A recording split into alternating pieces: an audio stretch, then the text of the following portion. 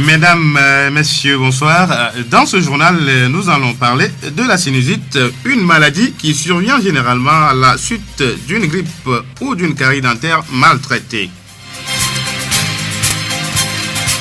La loterie attire chaque jour de nouvelles personnes. Dans ce journal, elles vont nous dire pourquoi elles s'adonnent à ce jeu. Un atelier sur l'insuffisance du guide par rapport aux normes de l'OHADA a réuni les organisations paysannes hier mardi à Théviers.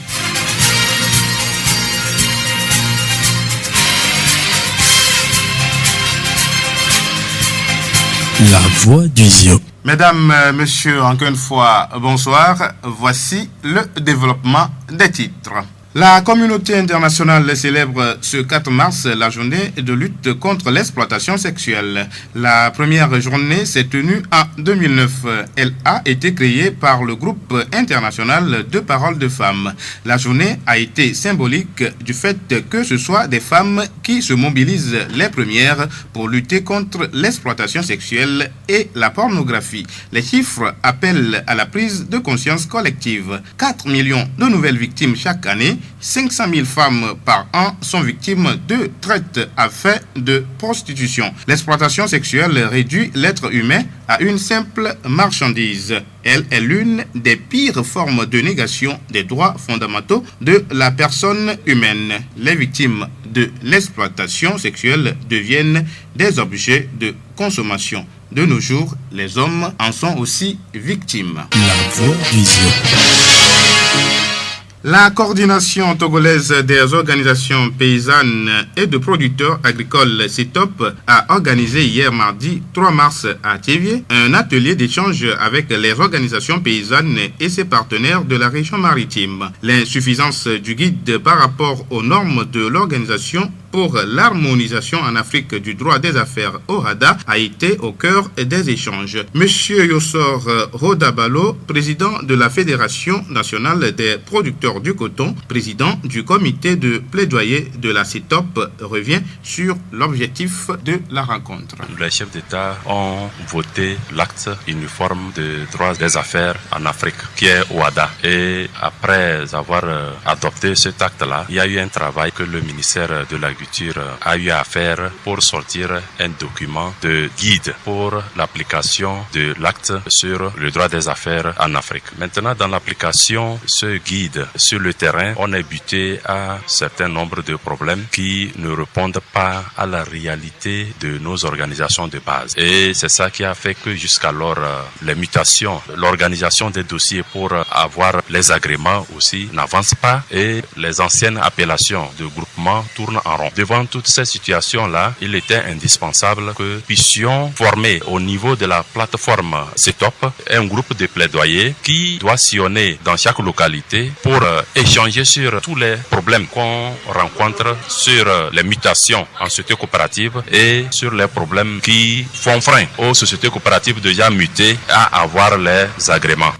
Yossor Rodabalo, président de la Fédération nationale des producteurs du coton, président du comité de plaidoyer de la CETOP. Une vingtaine de producteurs de céréales se forment depuis hier dans notre ville sur le mainstreaming VIH. C'est une initiative de l'ONG Recherche, Conseil et Réseau pour le développement Record. Cette formation va permettre à ces producteurs d'acquérir des connaissances et aptitudes en rédaction d'une politique de santé VIH. Madame Eliane Aïfoli, directrice de l'ONG Record, nous parle ici du contenu de ce document. Il s'agira de mettre dans ce document les informations clés, à savoir comment faire pour freiner les maladies comme le VIH-Sida, l'hypertension, le cancer, pour que ces maladies-là ne viennent pas freiner le bon déroulement des activités des producteurs. Et il s'agira aussi de voir si ces maladies sont déjà là, si quelqu'un est déjà infecté parmi le groupe, ou si la personne est déjà atteinte du cancer, si la personne a déjà l'hypertension, qu'est-ce que chaque organisation peut faire pour permettre quand même que cette personne retrouve sa santé et continue à produire comme il le faisait avant. Si nous prenons par exemple une OP qui s'est fixée comme objectif d'atteindre un certain nombre de tonnages, vous conviendrez avec moi que si une personne est malade ou 2 personnes sont malades, ils ne pourront plus atteindre cet objectif de tonnage qui se sont fixés. Alors qu'en donnant un coup de pouce à cette personne pour qu'il retrouve la santé, ils pourront maintenir l'objectif qu'ils se sont assignés au départ. Nous venons d'écouter Madame Eliane Aïe Folie, directrice de l'ONG Record. Radio Horizon, la voix du Zio. Ces derniers temps, plusieurs personnes s'adonnent au jeu de loterie, communément appelé loto. Dans ce jeu, on mise de l'argent sur des numéros et on gagne quand les numéros sont tirés au sort. De nos jours, les femmes se comptent par nombre aussi bien dans ce domaine que les hommes. Certaines personnes ont fait de la loterie un métier, d'autres juste un jeu de hasard où il faut tenter sa chance. Nous les écoutons. J'aime jouer la loto, c'est un jeu de hasard qui nous aide parfois quand tu joues. On gagne dedans pour faire nos biens. C'est pourquoi j'aime jouer. J'ai gagné au moins 2 fois, mais pas tout tellement, c'est bon. Parfois, je joue lundi et les autres mercredi et vendredi là. Je n'aime pas jouer. Si je n'ai pas gagné le lundi là, je laisse les autres jours là. Et l'autre jour, je tente ma chance. Si je perds, je ne dis rien. Je fais encore un effort pour trouver que je puisse gagner. La loterie, c'est un jeu de hasard pour tenter sa chance. Oui, c'est pourquoi quand tu tentes, parfois tu peux gagner, parfois tu ne gagnes pas. Bon, mais c'est surtout les conditions financières qui ne nous permettent pas d'améliorer notre situation, ce qui fait qu'on se jette dans la loterie pour voir si on peut gagner quelque chose là-bas. Parfois on gagne, mais la plupart des cas on ne gagne pas. C'est la déception. Parfois tu vas jouer, on va tourner, on te fait moins un, c'est comme ça, mais qu'allons-nous faire? On continue toujours à tenter notre chance pour voir si un jour ça va, la chance va te sourire de ta part. Santé dans cette édition, infection des sinus. La sinusite naît généralement à la suite d'une rhinite, d'une grippe ou d'une infection dentaire maltraitée. Cette maladie affecte plusieurs personnes au quotidien. La voix est nasillarde, le nez reste fréquemment bouché, on entend presque mal, la vue semble perturbée et on a l'impression que notre tête va tomber quand on la penche en avant. Qu'est-ce que la sinusite et quelles sont ses causes? Les précisions avec Madame Adom Essotina, assistante à Noël au centre hospitalier régional de Thiévié. La sinusite, c'est une infection ou une inflammation des sinus maxillaires ou frontales. Il y a plusieurs sinus. Il y a les sinus maxillaires frontales, ethmoïdaux et sphénoïdales. Le plus souvent, quand quelqu'un dit qu'il y a les sinusites, ça concerne les sinus maxillaires. C'est des trous au niveau des sinus maxillaires qui se forment à l'âge de 6 ans.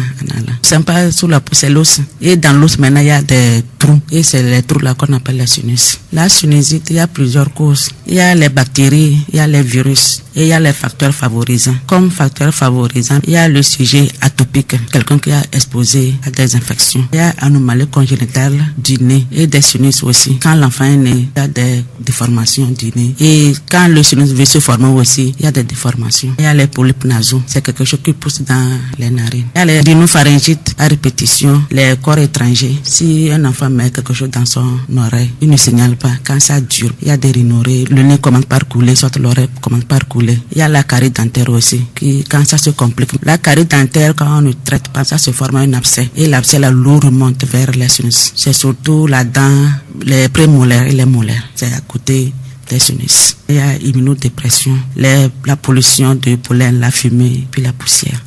Elle apparaît comme un simple rhume, mais ses signes sont différents.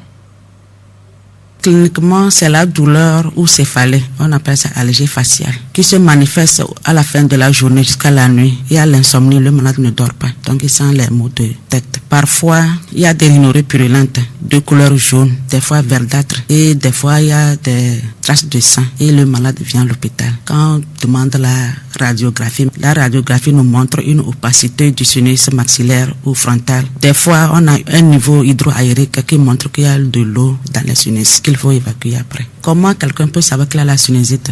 Lui-même, il ne le sait pas. Il vient à l'hôpital, il dit que lui, quand il prend la bière fraîche maintenant, le nez est bouché. S'il sort dans la poussière comme ça, son nez est bouché. Et puis s'il utilise le savon parfumé, le parfum, tout ça là, il a le nez bouché. Donc c'est le nez bouché qui l'amène à l'hôpital. Et quand on fait la radio, on voit que c'est une sinusite. Comment se fait le traitement et quelles dispositions prendre pour être à l'abri de la sinusite? La sinusite peut entraîner chez le malade des complications comme la méningite, encéphalomyélite et autres aussi. Ça ne peut pas entraîner la mort. Peut-être quand ce compliquant maintenant, il vient à l'hôpital pour leur faire une ponction des sinus. Le traitement se fait en 2 volets. On le fait la prophylaxie et après on le traite. La prophylaxie, c'est éviter l'allergène, ce qui cause son allergène. Il faut entretenir les chambres, bien balayer. En balayant, il faut nettoyer seulement, il ne faut pas balayer comme ça dans la poussière. Entretenir les bureaux chaque jour en nettoyant avec un peu d'eau. Les climatiseurs, entretenir les climatiseurs au moins 1 fois par mois. Comme moyen médical, on peut utiliser les antipyrétiques pour la fièvre, les anti-infectieux, les antibiotiques et les anti-œdémateux aussi. Parce que quand ça se forme, il y a l'œdème. Il faut fondre ces œdèmes là aussi.